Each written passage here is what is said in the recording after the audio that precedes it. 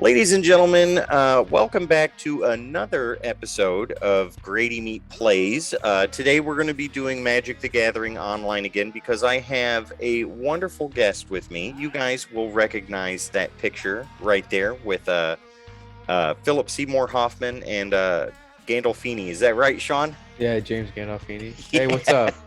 This is Shawn, one of the OG Game Night boys with the role-playing group I play in. Shawn has graciously accepted my invite to come in and play a couple of games of Magic with me.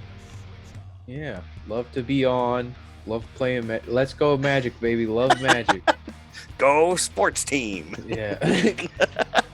I was trying to think of like something like important to say. Yeah, that's a weird way to put it. No, I don't know. I gotcha. Okay, so we're gonna do a couple of games of Commander tonight because you don't have any decks in any other formats, right? Why would I ever play a lesser format? Oh my God. Okay. Ladies and gentlemen, we'll be back in a couple seconds and we will go ahead and get started with this. Okay, Shawn, what deck are you going to play today? Shit, I didn't look.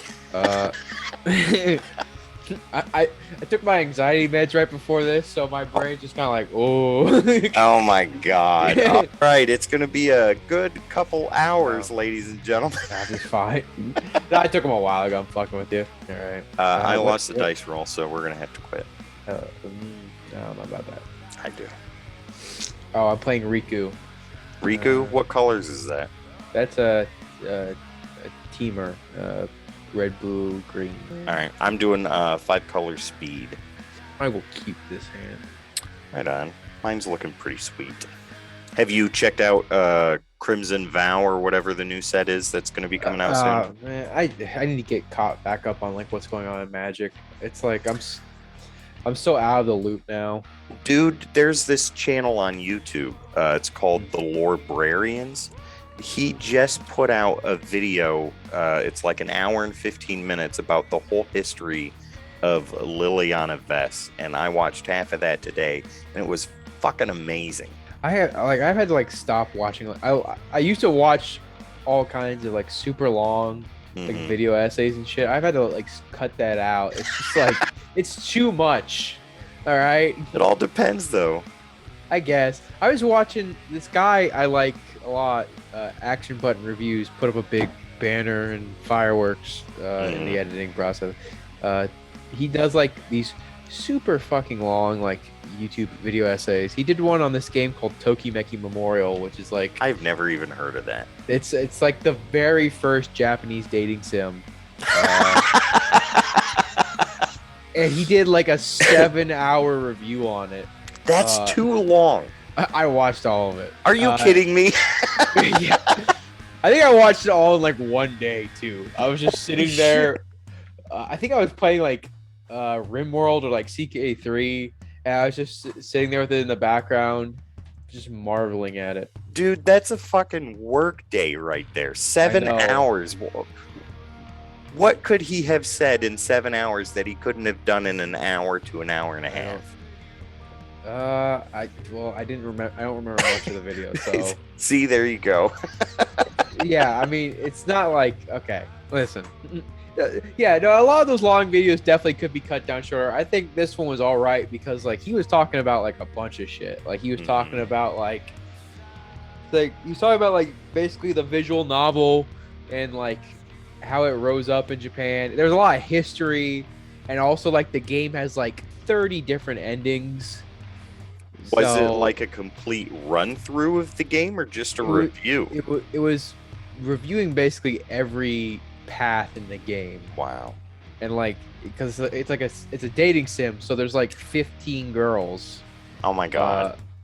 Oh my God. Are they all 3,000-year-olds stuck in 2-year-old bodies? No, this is before like the postmodern dating sim came out, right? This is still I hate that shit. I don't even like dating sims. I don't know why I watched the video. I have no moves, no possible plays. I like that Zendikar land though. That looks pretty sweet. Yeah, it's all right. I'll attack you though. That's nice. What is that? World Wake? I have no clue. Oh. Nerd. You're supposed to know it. It's in your damn deck. How am I supposed to know the fucking set for like a random land? All right. That's Zendikar Rising. See, I was close. There's like a 10-year gap between those two.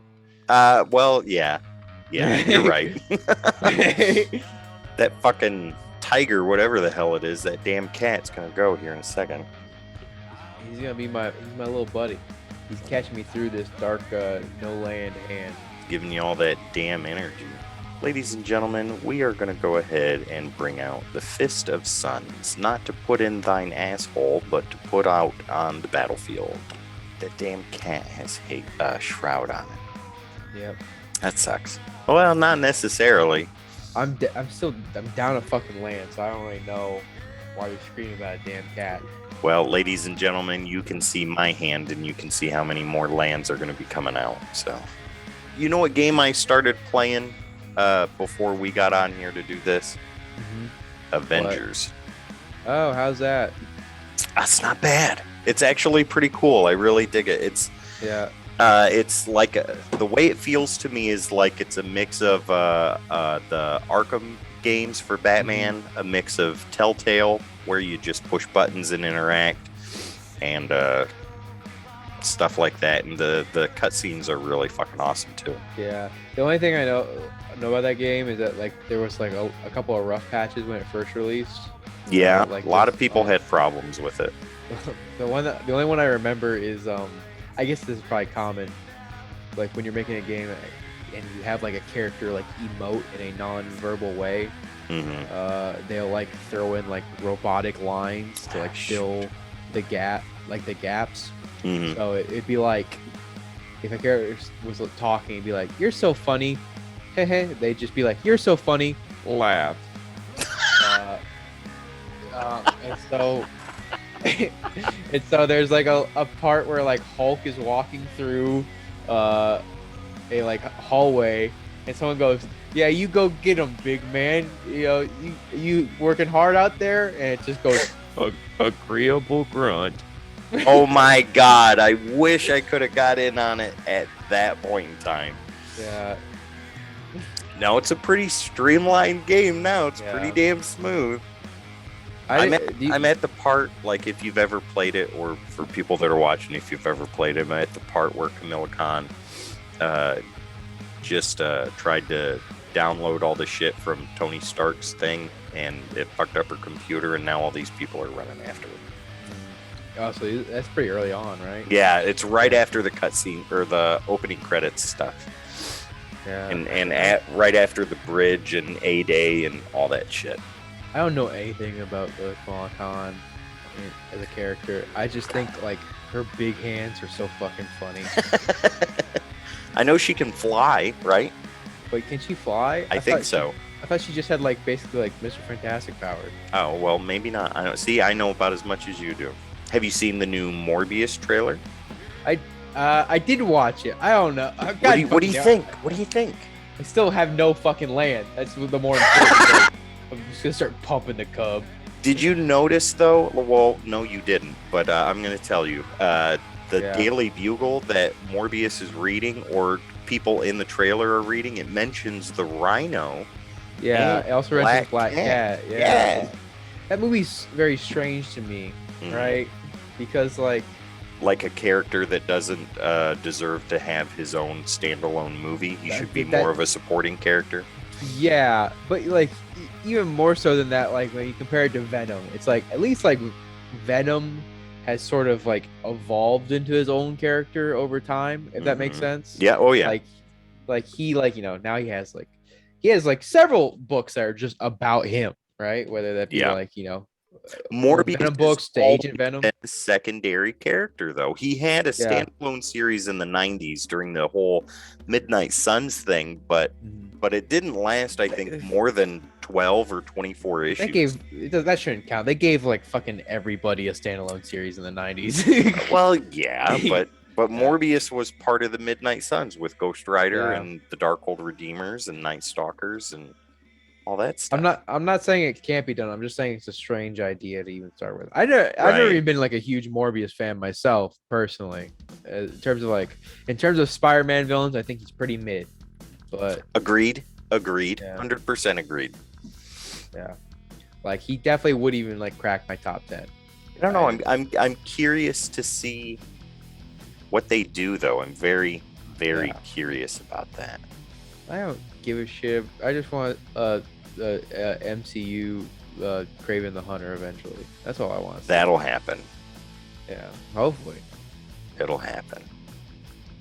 I like Craven. Craven's a character I've turned around a lot. I didn't really care for him too much in my childhood, but now I just think he's really cool. Who do you think should play Craven?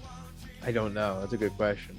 What about that guy, Don Mantoliano or whatever the hell his name is, who played Flash Thompson in Spider-Man? Oh. You know who I'm talking about?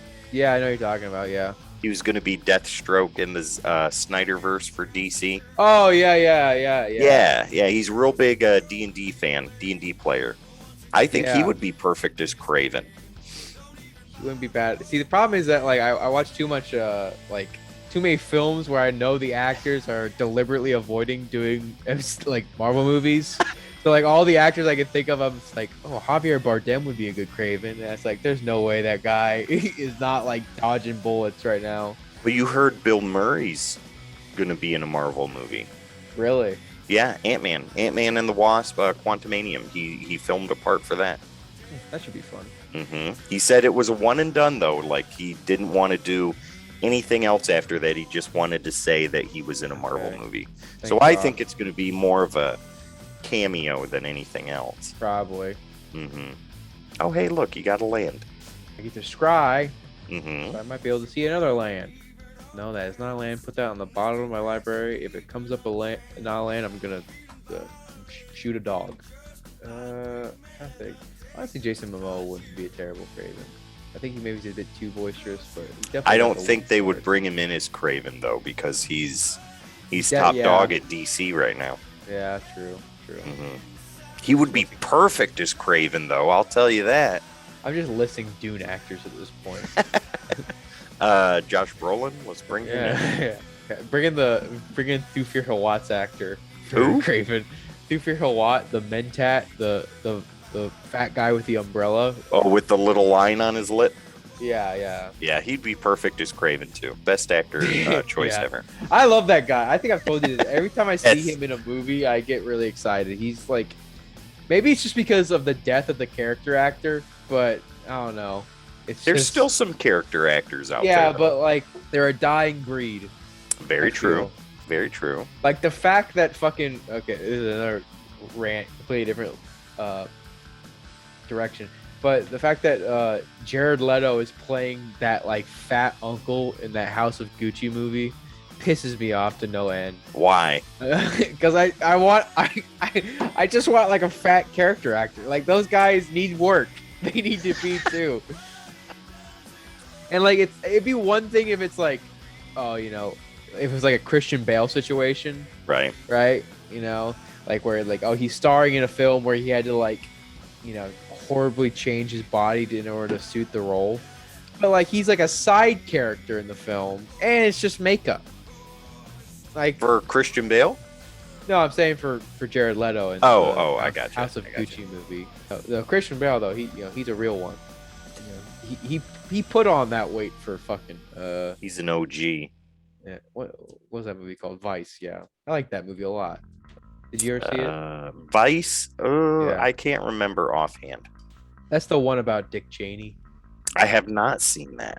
It's pretty good. I would I have recommend not it. seen that at all. Let's go ahead and do that. The card in your hand, then shuffle. Ooh, damn. I wish Nick was here. He could tell the story of the Happy Tutor. Happy Tutor's a classic. The Happy Tutor is amazing. Who do you think has the better rogues gallery, Batman or Spider-Man?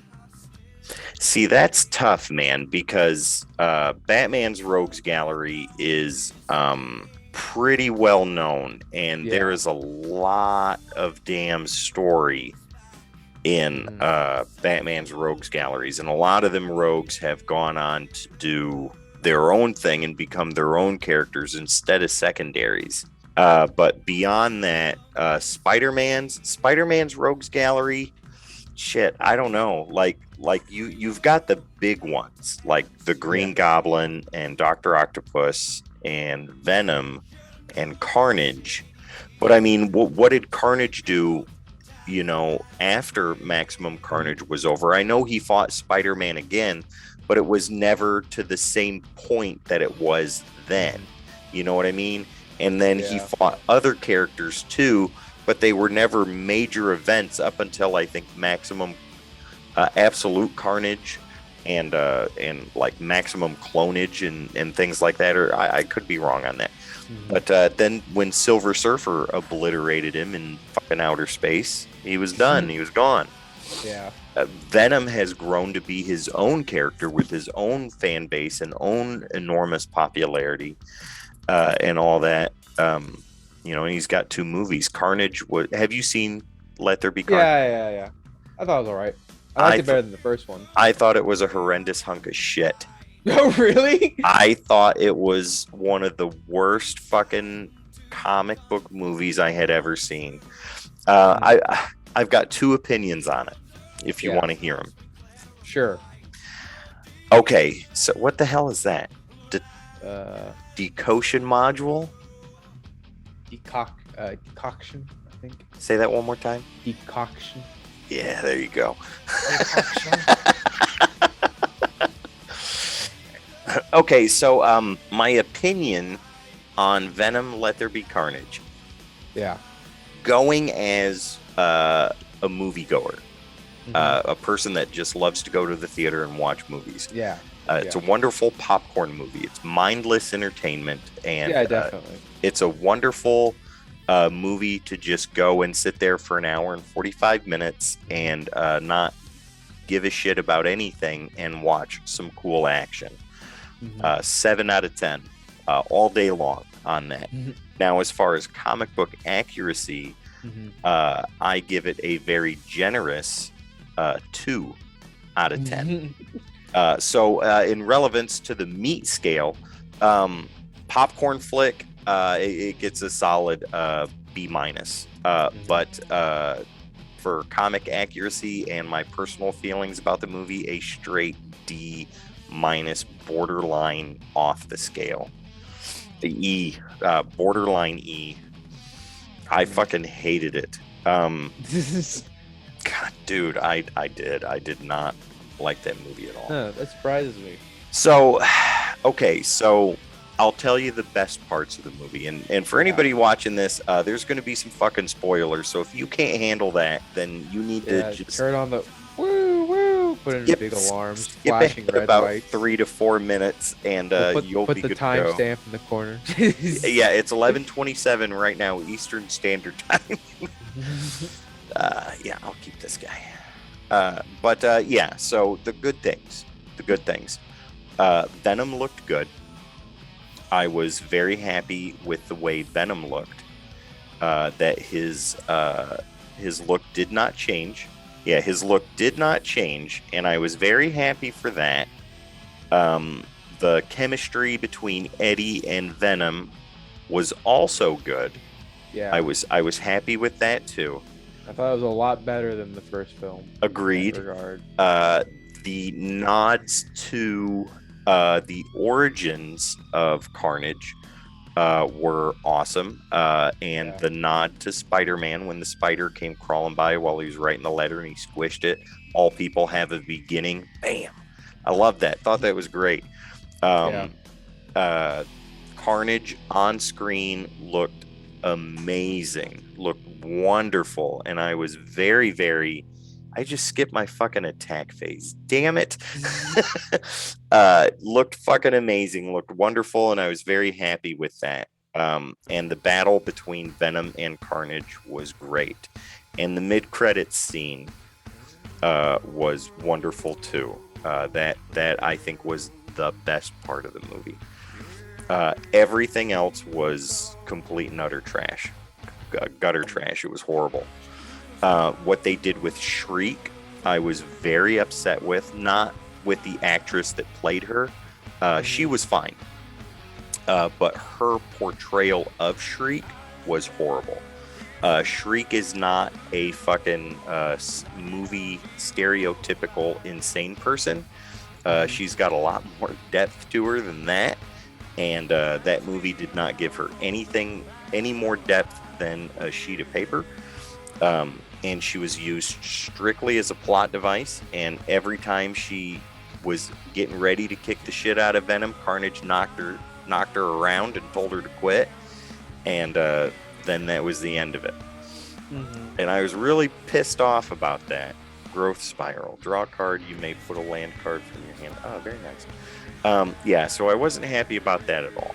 I did not like Woody Harrelson as Cletus Cassidy. I thought he looked the part, but again, stereotypical movie insane person, with Cletus Cassidy having at least a little more depth than that. The entire hour and 45 minutes was product placement. I don't know how many times they had to shove that $2,000 Toshiba TV down my throat, but I got tonsillitis after that. Everything else that was blatant product placement, I got sick and tired of that shit. God, there's just too much. It was shit. I didn't like it at all. I thought it was like I thought it was average. Like I thought it was fine for like a film to watch in theaters. I just had a problem because like so much fucking shit happens in that movie. That movie like blasts by. You know, the one part that I hated the most. What? And I'm probably gonna get blasted for this, but it was the part where Venom decided to go off on his own and possess random people, and then go to that fucking rave in the middle of San Francisco to go there and preach about how people should be themselves and all this other stuff. There was no point to having that in there. It is strange. Venom don't give a fuck about that shit. The symbiote could fucking care less. He is not that open. He does not fucking care. He will eat you regardless. I do like though the idea of like having like a symbiotic relationship with I get that. Like having like more than just being like, you know, it's business or work. Because I know that like in more modern comics they do treat it like such. Like there is like a like that came along I think in the early 2000s. Yeah. But yeah, I just thought the film was like way too fucking fast. I like the idea of the like the Shriek and Carnage plot, like just because there hasn't been with a lot of these superhero movies. The first thing that gets cut for depth and time is like developing the villain. Yeah, no shit. And there's so much to a villain you can develop. Yeah, like in the MCU, I'm just trying to think of someone off the top of my head. Like, I can't remember what the fucking guy from Doctor Strange is. Baron Mordo. Is he the main villain? I thought he's the one that comes out at the end. He's Dormammu. You're talking about Dormammu. Oh no, not Dormammu, because there's also the evil sorcerer that like summons him. Remember? Oh shit, I can't remember his name. Exactly, can't remember him. Let's see, what are some other like bad ones? I didn't like Wasp. Not Wasp. Sorry. Was it Yellow Jacket and? I did. I thought he was pretty cool. Alright. On your train of thought though, Ghost from Ant-Man. Oh yeah, Wasp. Ghost. Yeah, I completely forgot about them. Yeah, yep. That one's pretty bad. Like the standout ones for me are probably like, you know, Thanos is pretty good, right? Thanos was amazing. Yeah, Baron Zemo I like a lot. Having not seen Falcon the Winter Soldier. There is more development for him in Falcon and the Winter Soldier. It's worth a watch. I mean, it's buddy cop action. So I mean, if that's something you're into, definitely. Oh, yeah, I'll definitely will watch it eventually. It's just, you know, it's not been high on the list as of yet. Right. Have you watched Loki? No, not yet. I haven't watched any of the Marvel shows that have been recent. Loki's so good. You'll love Loki. Owen Wilson sure I will. In Loki, amazing. Wonderful performance, sir. who else? Some highlights for me. Both Vulture and Mysterio are great. Like, Yeah. probably Mysterio's. I think Mysterio might be my number one. If I had to, I am inclined to agree with you on that. I really love what they did with it. Yeah. I think they like, because with that one, it's like they sort of changed some like lore and like character around, but it's because they understand like this is what this character. Though. This is what this character will 100% do if he was in this situation, right? Like there's a clear understanding of what the character is beyond. They took him from the special effects guy to what he was in the Home movie, whichever one it was, Far From Home, Home Away From Home, Home Alone. Yeah, any of those. And they turned him into that totally scientific advanced dude that used all this technology to create these massive illusions and even convinced fucking Nick Fury that there was a multiverse before there was a multiverse. Yeah. It's great. It's amazing. I loved it. Plus Ryan Gosling, fantastic. Ryan Gosling is Mysterio. He was wonderful. Yeah. I'm trying to think of other things. I don't know. You watch anything else recently? What did I watch that was fucking amazing the other day? I started watching stuff on the Ark of the Covenant. That's interesting. Right? I love that. No, it's the same shit. They over dramatize or make over dramatic these scientists and archaeologists that are looking for the Ark, and they're like, I bet you it's hidden away in the sewer systems of Jerusalem, when in actuality nobody fucking knows where it is, and they're just playing up for the camera. No, it's the same information. Nobody knows anything new. The guys in Ethiopia think they have it. People in Ireland think it's there, and then everybody else thinks it's under the Temple of the Mount. But you can't dig under the Temple of the Mount because that would cause a fucking war. Plain and simple. What happened to Sarah? Did you kill her? Yeah, I attacked her. Damn it. Well, do this then. Take that. Bro, you serious right now? Yeah, 110%. And you've been kicking my ass with that one damn creature. And I've had this whole battlefield full of shit, and you're like, nah, fuck all that, it's gone. Oh, I'll tell you one movie I watched the other day that I was really excited about, but after I watched it, felt that it was middle of the road. Yeah. Brightburn. What's that movie about? Is that the what if James Superman were fucking evil as a kid? Yeah, I remember that coming out, and I wanted to see it, but like I was just like, I'm just too busy, and I didn't really hear anything about it, either good or bad. It just seems like it was like a flash in the pan. That's exactly what it is. There's definitely room for a sequel and for them to develop, because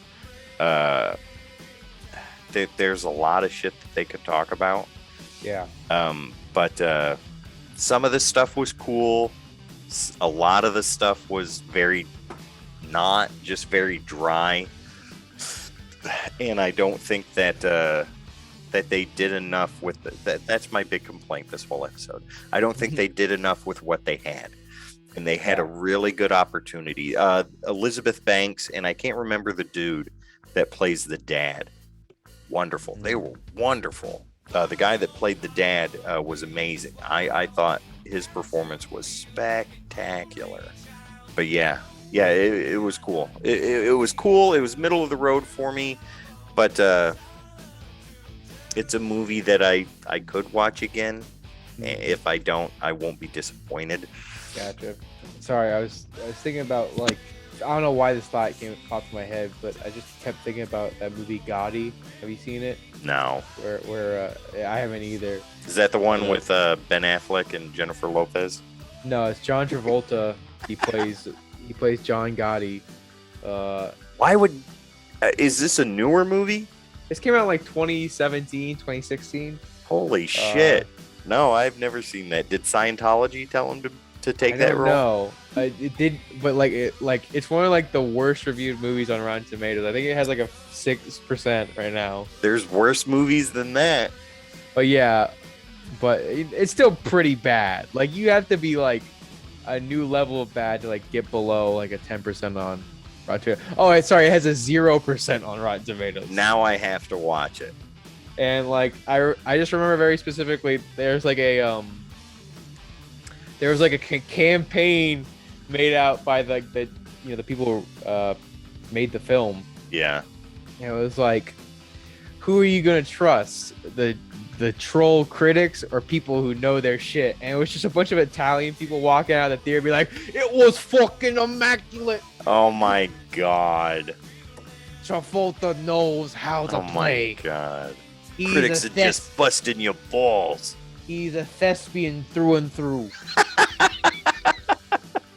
I don't know if John Travolta's ever been a thespian since Pulp Fiction. Maybe with Broken Arrow, but that's about it. Or Face Off. I liked him in The People vs. OJ. I haven't seen that. He plays a very John Travolta character in that film. Is so that the it one works. that Don Cheadle was in? The one that came out just recently? No. Don. I don't know what Don Cheadle. It's got what's his name? Cuba Gooding Jr. plays OJ in that. Oh, that's the one I'm thinking about then. Yeah. Show me the money. Show me the money. Trying to think what other. I mean, I love Tim and Eric and Eric Andre. I cannot get into Tim and Eric at all. I understand. It's a very acquired taste. Like, I have such a hard time watching Tim and Eric Awesome. Great job. Yeah.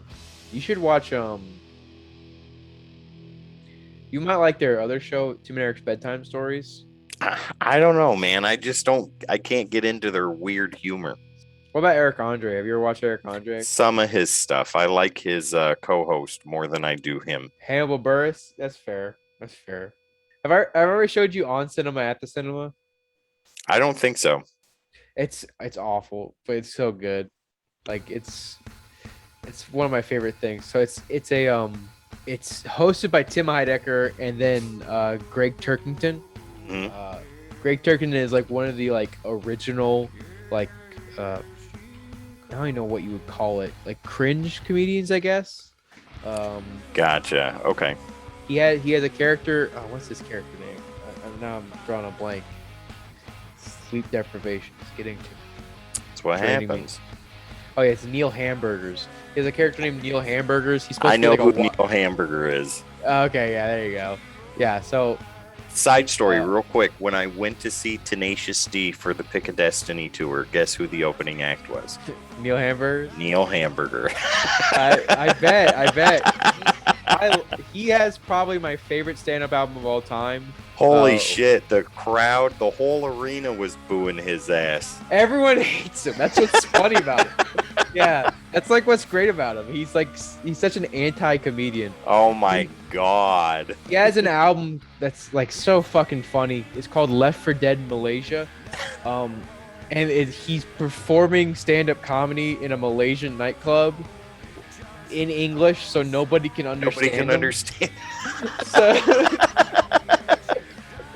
So people are just like, you hear them clinking their like forks and knives together trying to eat. And he's just out there just he's just doing his normal routine. It's like, so my wife left me for a dentist. And that's my life.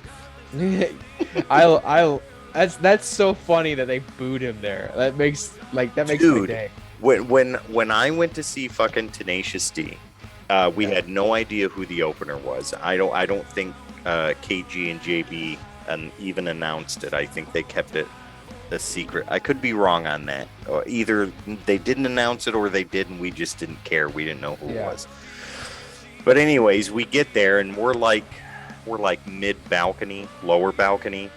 Yeah. For Tenacious D, and we're sitting there and fucking house lights are up and all this stuff, and you got the big red curtain, and out comes this dude carrying these fucking 4 glasses of liquid, and he fucking stands up there with that microphone. He's got the greased hair and the suit that's too small, and the thick glasses and all that stuff. For anybody that knows who Neil Hamburger is, you know. And if you don't know, go look it up. Follow Shawn's recommendation and go listen to some of this guy's stuff. It's wonderful. Yeah. but fucking, I'm sitting there with two friends of mine, and we're waiting for Tenacious D to come on, but we got to sit through this guy, and we're just looking at each other like, what in the fuck are we listening to right now? Who the fuck is this guy? He is fucking horrible. The whole arena started booing his ass, and he just kept right on going. And he was fucking with the crowd something fierce. And then when he was done, he said his tagline, and that's my life. And fucking off he went, and Jack Black and Kyle Gass came on, rocked the house, and at the end he's like, give a big hand to fucking Neil Hamburger, everybody, and boos again.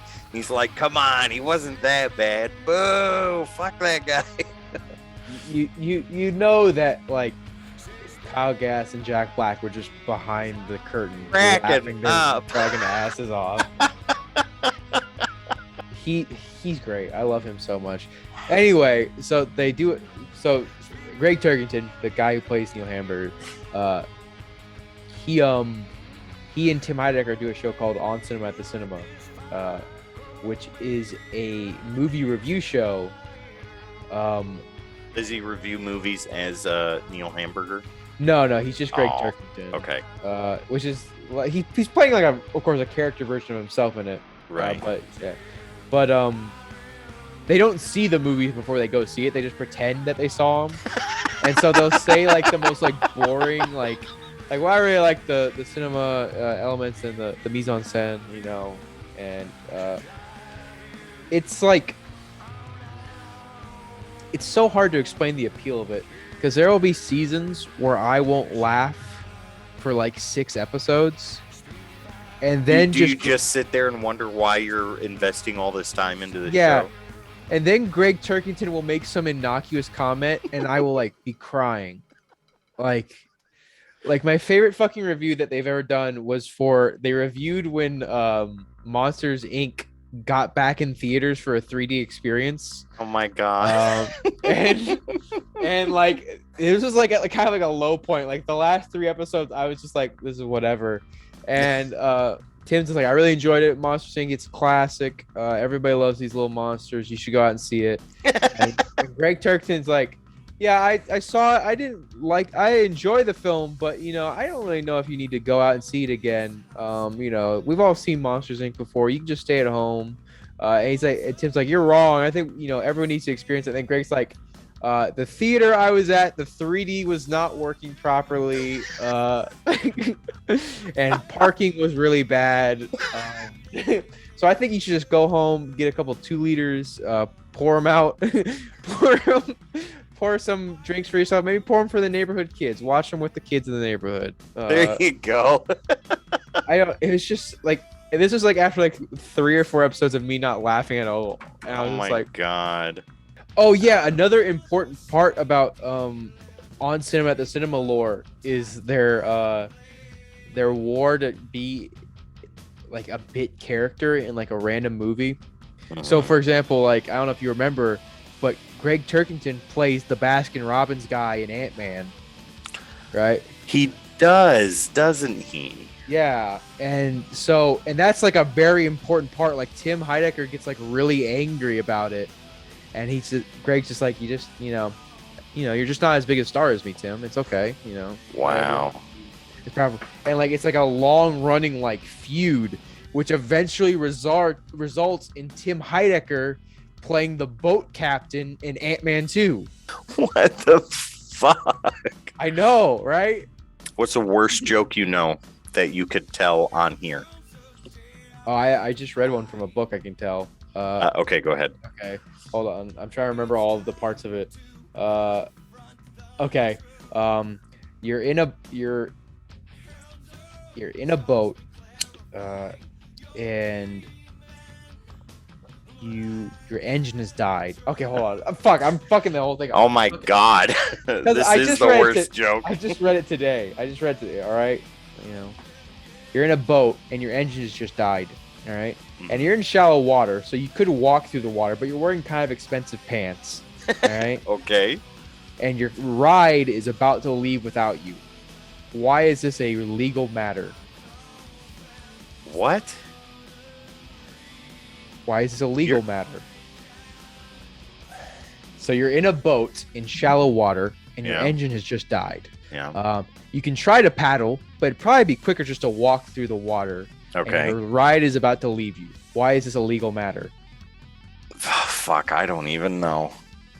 Because it's an issue of Roe versus Wade. Holy shit.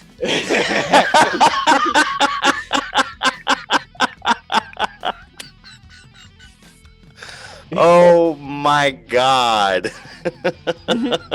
I think I'm going to have to clear that one with Vampy before I put it in the episode. That's nothing, all right? There's no on it. I'm going to look up the worst joke ever written. Okay, so here it is. I'll read this to you. You tell me if this is a good joke or the worst joke. Yeah. 2 hunters are out in the woods when one of them collapses. He doesn't seem to be breathing and his eyes are glazed. The other guy whips out his phone and calls the emergency services. He gasps, "My friend is dead. What can I do?" The operator says, "Calm down. I can help. First, let's make sure he's dead." There is silence, then a gunshot. Back on the phone, the guy says, "Okay, now what?" Boo. Boo. That's a terrible joke. I don't know if that's the worst joke, but it's definitely not the funniest. Here's one that my uncle told me long time ago. And I remember this to this day, but I usually never tell it because I think it's just not as funny anymore, but you may find it funny. I don't know. We'll see. So, okay. All right. So there's this woman and she is selling car air fresheners and deodorizers and stuff like that. And she gets in this elevator and she's got her bag full of stuff. And as the elevator goes up, she feels this immense urge to fart. Well, nobody's in the elevator, so she goes ahead and does it.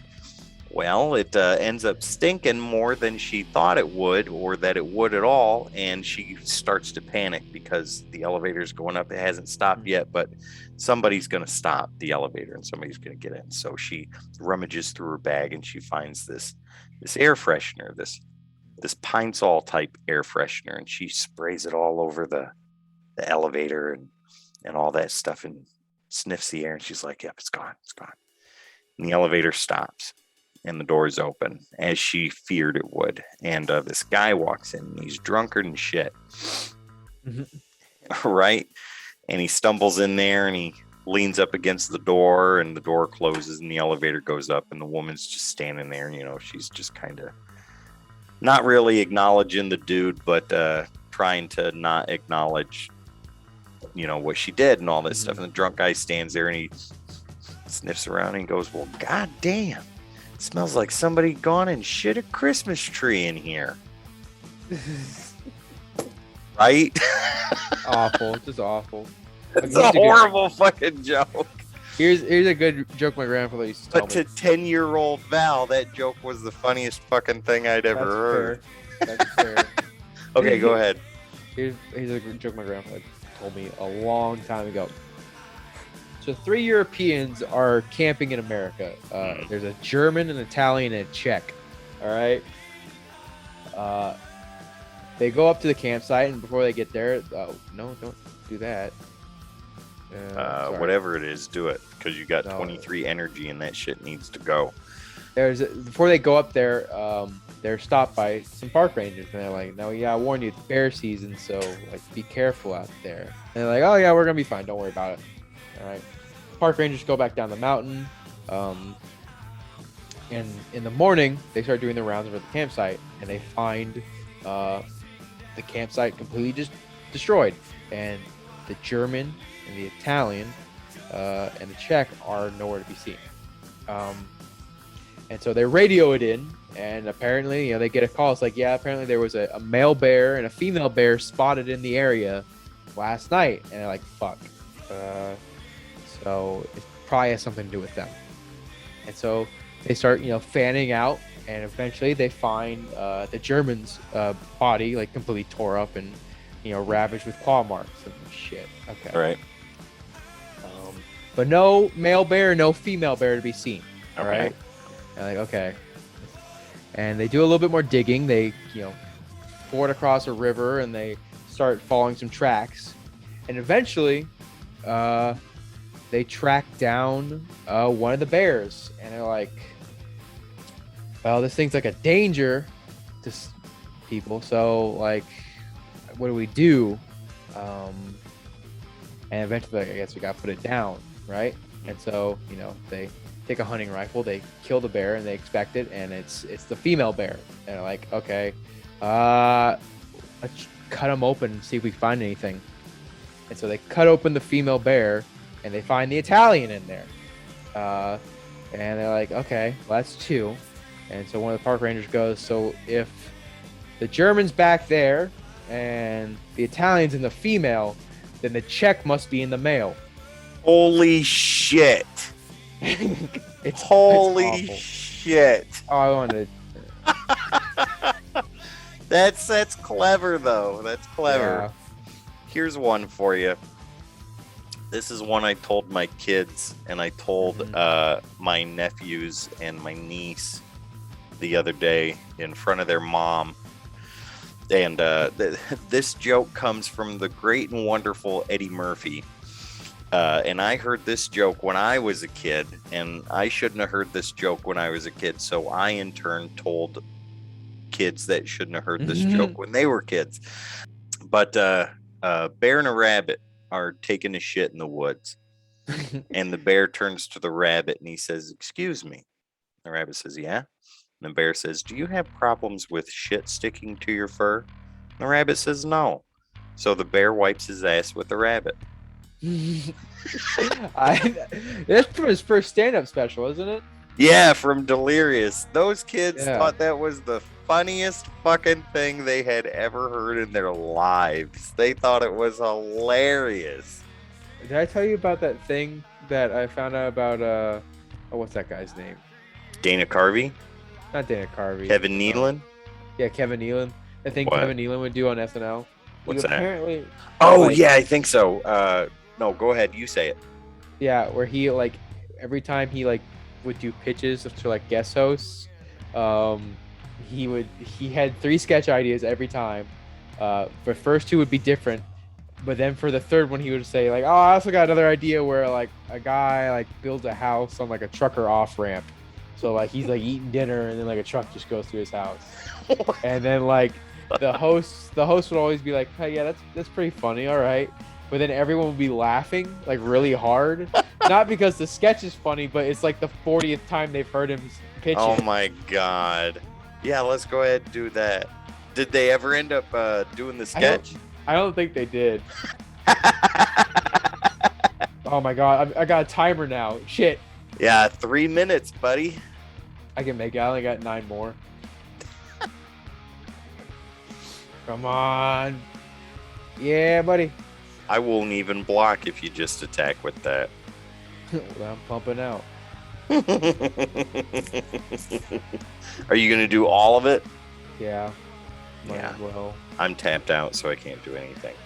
Now I'm worried. It's like you didn't think about this 0 cost board wipe, jackass.